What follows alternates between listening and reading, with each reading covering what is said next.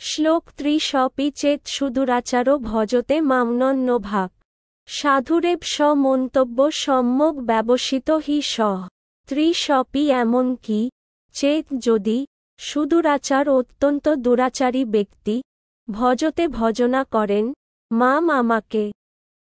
অনন্যভাক্ অনন্য ভক্তি সহকারে সাধু সাধু এব অবশ্যই সহ তিনি মন্তব্য মনে করা উচিত সম্যক পূর্ণরূপে ব্যবসিত দৃঢ়ভাবে অবস্থিত হি অবশ্যই সহ তিনি গীতার গান অনন্য যে ভক্ত যদি কভু দুরাচার ভজন করয় মোরে একনিষ্ঠতার সে সাধু মন্তব্য হয় সম্যক ব্যবসিত দোষ তার কিছু নয় সে যে দৃঢ়ব্রত অনুবাদ অতি দুরাচারী ব্যক্তিও যদি অনন্য ভক্তি সহকারে আমাকে ভজনা করেন তাকে সাধু বলে মনে করবে কারণ তার দৃঢ় সংকল্পে তিনি যথার্থ মার্গে অবস্থিত তাৎপর্য এই শ্লোকে সুদূরাচার শব্দটি অত্যন্ত তাৎপর্যপূর্ণ এবং এর যথার্থ অর্থ উপলব্ধি করা কর্তব্য বদ্ধ জীবের ক্রিয়া দুই রকমের নৈমিত্তিক ও নিত্য দেহরক্ষা অথবা সমাজ ও রাষ্ট্রের বিধান পালনের জন্য বিভিন্ন কর্ম করা হয় বদ্ধ জীবনে ভক্তকেও এই ধরনের কার্য করতে হয় এই প্রকার কার্যকলাপকে বলা হয় নৈমিত্তিক এছাড়া যে জীব তার চিন্ময় স্বরূপ সম্বন্ধে সম্পূর্ণরূপে সচেতন এবং যিনি কৃষ্ণ ভাবনায় অথবা ভগবদ্ ভক্তিতে নিয়োজিত তার কার্যকলাপকে বলা হয় অপ্রাকৃত তার চিন্ময় স্বরূপে এই প্রকার কার্যকলাপ অনুষ্ঠিত হয় এবং পরিভাষায় সেগুলিকে বলা হয় ভগবদ্ ভক্তি এখন বদ্ধ অবস্থায় কখনো কখনো ভগবৎ সেবা এবং দেহ সম্বন্ধীয় কর্ম একই সঙ্গে সমান্তরালভাবে সম্পাদিত হতে থাকে কিন্তু তারপর আবার কখনো কখনো এই দুই ধরনের ক্রিয়ায় পরস্পর বিরোধও উৎপন্ন হতে পারে ভক্ত সাধারণত যথাসম্ভব সতর্ক অবলম্বন করেন যাতে তিনি এমন কোন কাজ না করেন যার ফলে তার ভগবৎ সেবা বাধা প্রাপ্ত হতে পারে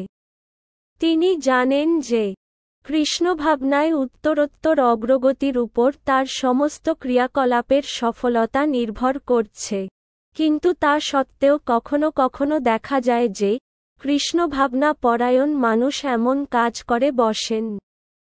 যা সমাজ ব্যবস্থা ও রাজনীতির পরিপ্রেক্ষিতে অত্যন্ত গর্হিত বলে মনে হয়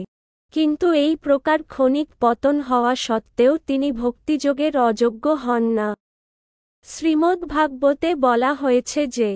অনন্যভাবে ভগবদ্ভক্তি পরায়ণ মানুষ যদি পতিত হন তাহলে অন্তর্যামী ভগবান শ্রীহরি তাকে নির্মল করে পাপমুক্ত করে দেন মায়ার মোহময়ী প্রভাব এতই প্রবল যে এমনকি পূর্ণরূপে ভগবদ্ভক্তিনিষ্ঠ যোগীও কখনো কখনো তার ফাঁদে পতিত হন কিন্তু কৃষ্ণভাবনা এত অধিক শক্তিসম্পন্ন যে যার ফলে এই ধরনের আকস্মিক পতন তৎক্ষণাৎ পরিশোধিত হয়ে যায় তাই ভগবদ্ভক্তির পন্থা সর্বদা সাফল্য অর্জন করে যদি ভক্ত আকস্মাৎ আদর্শ ভাগবত পথ থেকে চ্যুত হন তাহলেও তাকে উপহাস করা উচিত নয় যে কথা পরবর্তী শ্লোকে স্পষ্টভাবে বলা হয়েছে পূর্ণভাবে কৃষ্ণভাবনায় ভাবিত হলে ভক্তের এই আকস্মিক পতন যথাসময়ে বন্ধ হয়ে যায় অতএব যে মানুষ কৃষ্ণভাবনায় স্থিত হয়ে সুদৃঢ় বিশ্বাসের সঙ্গে হরে কৃষ্ণ কৃষ্ণ কৃষ্ণ হরে হরে রাম রাম হরে হরে এই মহামন্ত্র জপ করেন তিনি যদি ঘটনাক্রমে অথবা আকস্মাৎ অধঃপতিত হন তবুও তিনি অপ্রাকৃত স্তরে অধিষ্ঠিত আছেন বলেই মনে করা উচিত এই সম্বন্ধে সাধুরেব তিনি সাধু কথাটির উপর জোর দেওয়া হয়েছে এর দ্বারা অভক্তদের সাবধান করে দেওয়া হয়েছে যে আকস্মিক পতন হওয়ার জন্য ভক্তকে উপহাস করা উচিত নয় বরং তাকে সাধু বলেই মান্য করা উচিত তাছাড়া মন্তব্য শব্দটি আরও বেশি জোরালো এই শ্লোকের বিধান না মেনে যদি আকস্মিকভাবে পতিত ভক্তকে উপহাস করা হয়,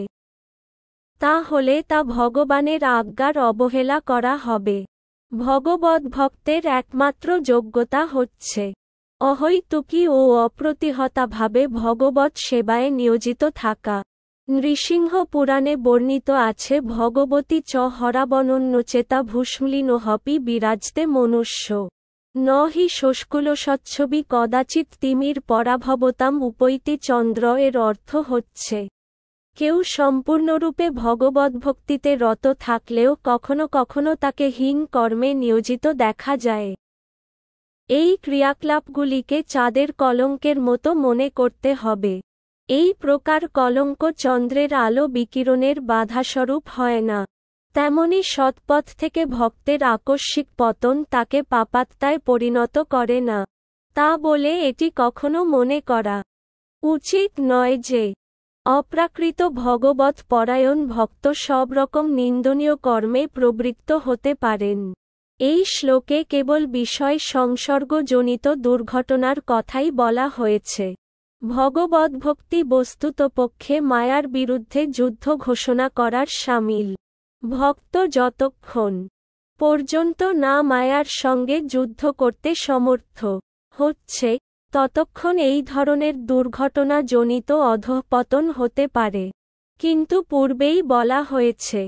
পূর্ণরূপে শক্তিশালী হওয়ার পরে তার আর কখনো পতন হয় না। এই শ্লোকের দোহাই দিয়ে পাপাচারে প্রবৃত্ত হয়ে নিজেকে ভক্ত বলে মনে করা কখনোই উচিত নয়। ভগবদ্ভক্তি সাধন করার পরেও যদি চরিত্র শুদ্ধ না হয়, তাহলে বুঝতে হবে যে সে উত্তম ভক্ত নয়।